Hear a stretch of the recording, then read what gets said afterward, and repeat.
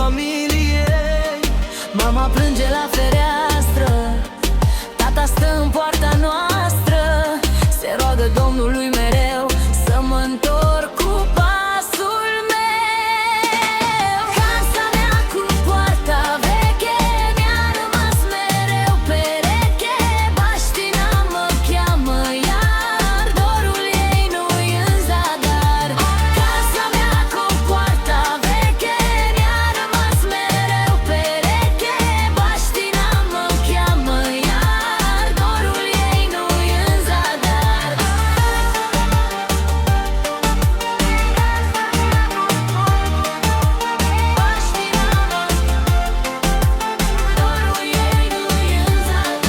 Cât de mare ar fi lumea, nu-i ca satul și casa mea.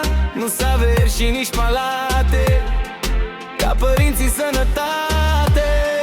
Fântâna din curtea mea parcă-mi știe în inima. Pomii în floare mă așteaptă, ca un fiu să trec chiar poartă. Viața-i scurtă, trece în grabă, omul lasă doar o faptă.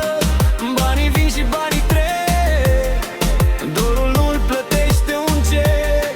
Muncesc din greu zi după zi, pentru ai mei și pentru copii, să le las un viitor plin de pace și de dor.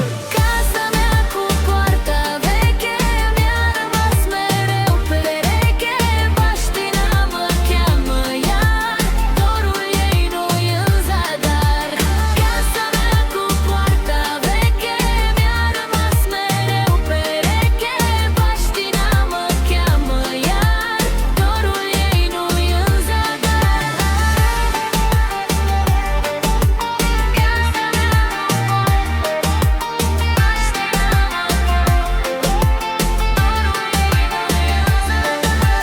Când voi trece iar prin sat, voi fi omul împăcat.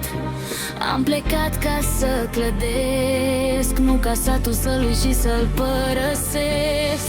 Ori și cât m-ar duce soarta, tot aici